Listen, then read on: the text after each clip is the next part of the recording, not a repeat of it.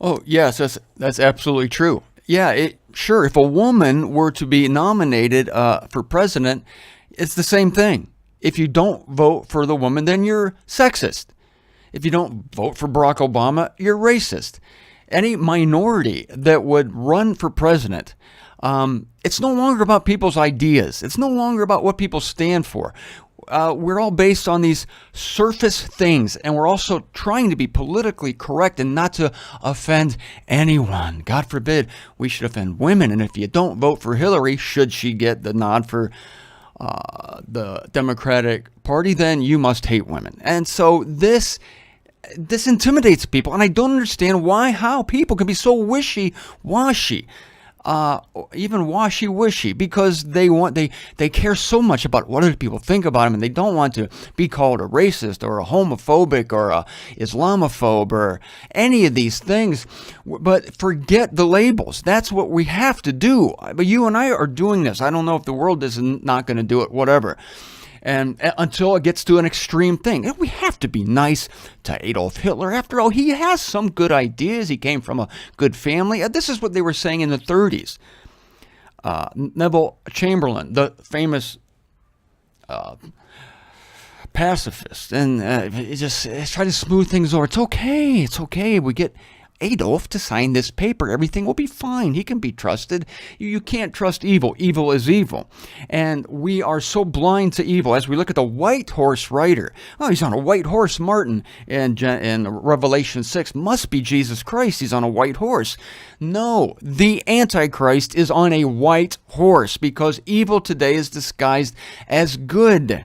And you have to have spiritual insight in order to see it. And when you see what God does with the religions at the end of this eon, and we do have a sneak preview into it. You can read about it. It's in the book of the unveiling of Jesus Christ. Once you see what God's opinion is of human religion, you can come back to our present day, when they're also beautiful, and you can see what God thinks of them, and then you can have a more accurate assessment of them. And Christianity is evil. You know, I've said this. Now, it doesn't mean that there aren't good people in Christianity, just as I know there are good people in Islam and Buddhism, Hinduism. There are good people. But the good people are part of an evil system. It's the system that is evil, and the system makes it so that it's attractive. This is known as the systemization of the deception. Ephesians somewhere, chapter 4, or maybe 6. The systemization of the deception. Satan has done this. He's made the deception systemized. That is, he's put it in a nice suit. He's made it acceptable. He's made it organized. He's made it so that it seems to be the most inviting, innocent, benign thing you could possibly get into. And many good people who are nonetheless ignorant as all get out join these religions. And if any listening to my voice are in the Christian religion, you feel like you must go to church for the sake of the children so that they learn about God. You do not understand the situation. And you need to get your children out of church. That is where Satan lives today.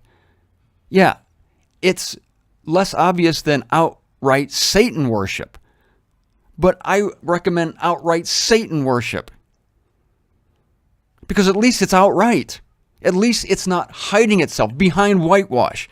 Because Christianity is Satan worship. Because Satan is indoctrinating the world into his teachings, Satan's teachings, through the agency, through the pretty little pill of the Christian religion. It's the spoonful of sugar that helps Satan's diabolical teachings go down.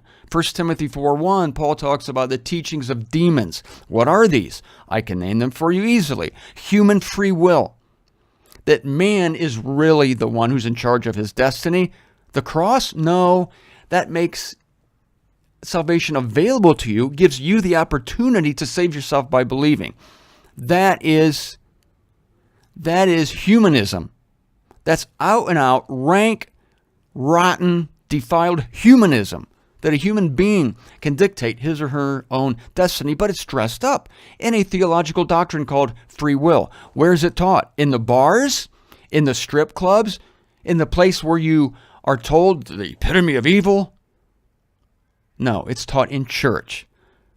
Where's eternal torment taught? That is the most hideous teaching ever, that God is a tormentor, that God is so evil, that he's more evil than Hitler. He doesn't just burn people and they're dead. Oh no, he finds a way to keep them alive in flame. Hitler couldn't even figure that one out, and tortures them for eternity. Where do you hear that?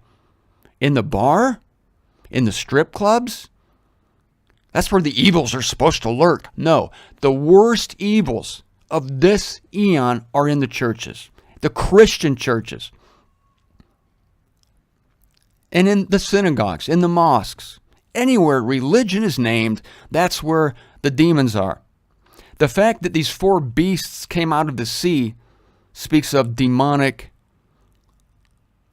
source of the religions. And every religion on earth has a demonic source. Not Judaism. That's the only legitimate system of worship. What God began. I'm talking about the four major religions. I would just as soon you take your 6-year-old to a bar or a strip club than a church. And I am dead serious about that. You don't know where the evil is, people. You don't know where the evil is. They serve alcohol at the bar. God recommends alcohol in the scriptures. Doesn't he? He doesn't recommend getting drunk. Martin, that's where all the fights happen. Yeah, for drunk people. And what is wrong? The strip club is supposed to be evil, but what is wrong with the beauty of the human body? I ask you. And yet in churches, God is defamed, humanity is elevated, evil is called good, good is called evil. People develop neuroses, they develop depression, they kill themselves, they worry themselves to death, they kill themselves via guilt.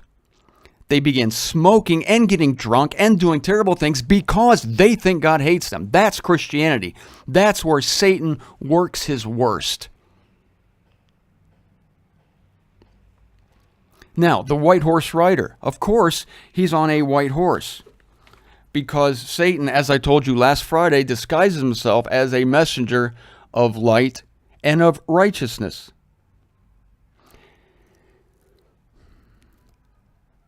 A white animal back in the days of the scripture were reserved for a public personage or a special occasion. Princes and kings, victors of war came on the white horse. And that's why John saw a white horse and its rider to typify the man of lawlessness. A bridegroom in Israel was honored by a white mount in his wedding procession. Now, when the white horse rider comes, he's followed by the cavalry of heaven on white horses, unveiling 19:14. Let's go there. Revelation 19:14. Going to take a sneak preview into this.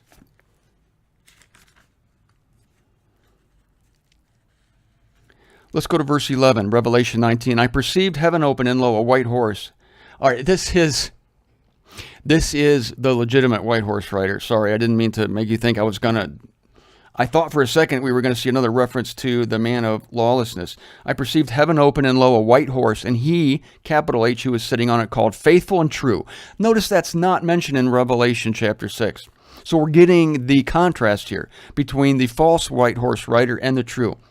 And in righteousness is he judging and battling. Now his eyes are a flame of fire, and on his head are many diadems. Interesting. He has diadems on his head. In a second, I'm going to show you what the white horse rider of Revelation 6 has on his head. It's not the common crown. It's a wreath, and there's a reason for that. Back to the good white horse rider, having names written on which no one except himself is aware. He is clothed in a cloak, dipped in blood, and his name is called the Word of God. And the armies in heaven, dressed in cambric, white and clean, followed him on white horses.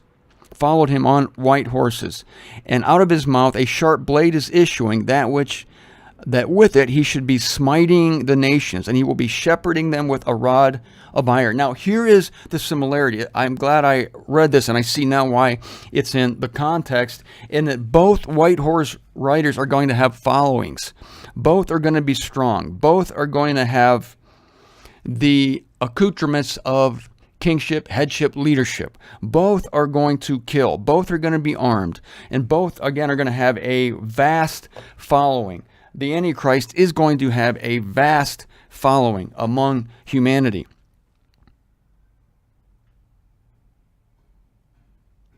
And he has a wreath on his head rather than a typical crown.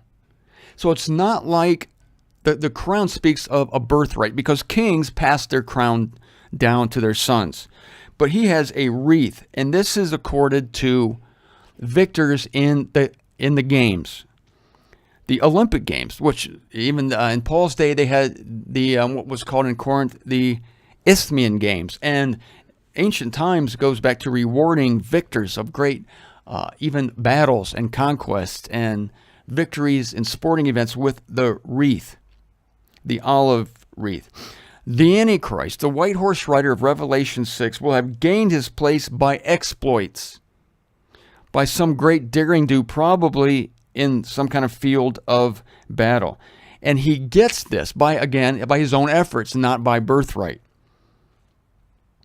It's conquest of some kind which has acclaimed him and made him worthy, made him the obvious choice by the world to take this place of leading the world into a pseudo-righteousness, a pseudo-time of peace. He's going to vanquish. He's going to solve problems. He's a problem solver. And he's going to vanquish the lion, the leopardess, and the she-bear. That is, he's going to vanquish Islam, Buddhism, and Hinduism. Not that Buddhism and Hinduism need vanquished or that they're rising, but he's going to make sure that only the Western religion becomes the prevailing religion. And there's only one Western religion, ladies and gentlemen, and that is Christianity.